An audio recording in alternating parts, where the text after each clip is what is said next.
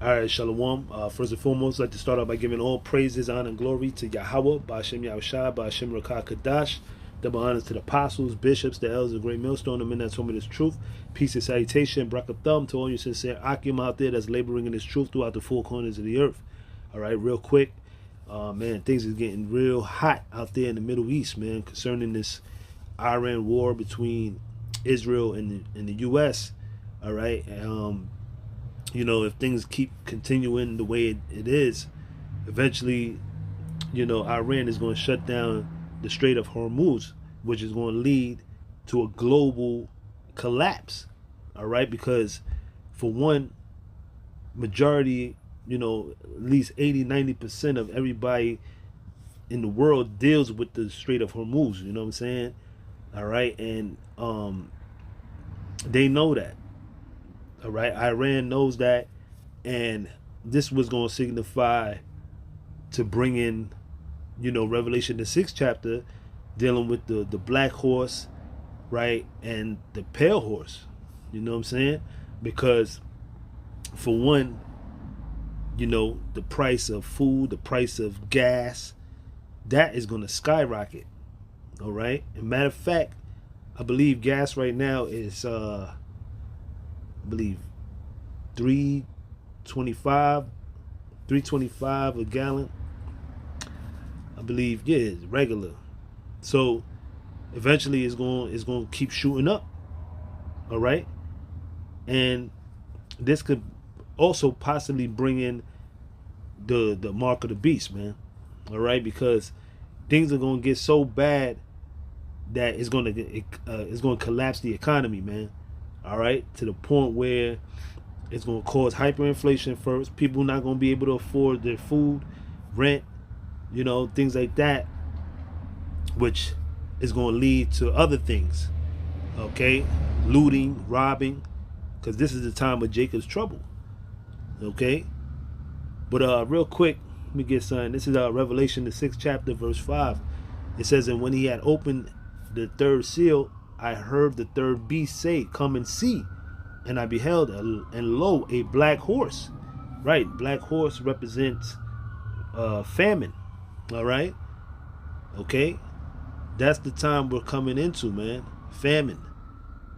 All right, hyperinflation. And he that sat on him had a pair of balances in his hand. And in this society, Esau, he deals with unjust weights. Right, diverse weights, diverse measures, you see. And it's not real currency, it's not real money, it's actually fiat currency. It's not backed up by anything, by gold, silver, or anything, right? So that's a false balance. So eventually that's what's going to make this place collapse, the whole economy. Verse 6, "And I heard a voice in the midst of the four beasts say, a measure of wheat for a penny, and 3 measures of barley for a penny." Right? What that means is that, all right, whatever, a day's wage is, you're going to be paying for whatever that item is. Whether it's a loaf of bread, a carton of eggs. And we've seen that before. I believe a carton of eggs went up to like $10, $11, I think, at one time. So eventually you're going to see where people are going to be paying astronomical numbers for what? For food. Okay? You're going to be paying maybe $20 for a loaf of bread, $30 for a carton, a gallon of milk. Things like that. This is what we're about to witness very soon, man. Especially, if they don't get those items there on time, in these supermarkets. We always been telling you that these supermarkets, these grocery stores, they only hold about 3 days of food, and then after that, it's a dub. Okay, so that's what's going to also create a famine. Okay, let me read on. It says, "And see thou hurt not the oil and the wine," which represents the truth, right? "And when he had opened the fourth seal, I heard the voice of the fourth beast say, 'Come and see.' And I looked, and behold, a pale horse," right? Pale horse represents death. All right. things are gonna get so bad out here. You know, people are gonna be killing each other. You know what I'm saying? For what? For the lack of bread. That tells you that in 2nd Ezra the 15th chapter, man. Okay? Houses shall be destroyed with the sword, spoiling their goods. It's gonna get bad out here, man. All right? So we're in a time of Jacob's trouble, definitely, man. You see? And let me read on. It says, and his name that sat on him was death, and hell followed with him. And power was given unto them over the fourth part of the earth to kill with sword, and with hunger, and with death, and with the beasts of the earth, man. Okay? This is the time we're about to witness, man.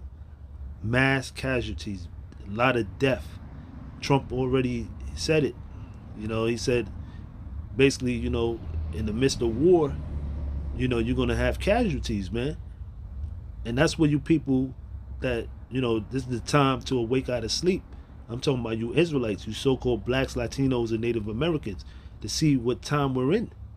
All right? Because a lot of you don't know that this is the time of the end. All right? This is something that, you know, you wasn't looking for. All right? You wasn't watching. You know? We're about to witness 2nd Ezra the 15th chapter, 2nd Ezra the 16th chapter, all right? In living color, man. This is what's coming here to, you know, the shores of America, man. This place is about to be invaded. All right? They already got talks about, you know, sleeper cells or whatnot. All they got to get that green light, that go, you know, that go ahead.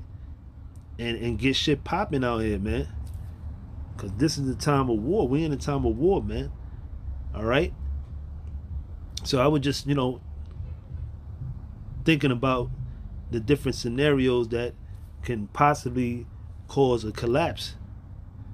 All right? And for them to usher in the MOTB, man, it is a perfect scenario. All right? Especially if they shut the Strait of Hormuz. All right, so with that, I'm going to end it there. All praises due to Yahweh Ba'Shem Yahshua. Till the next time, I say Shalom.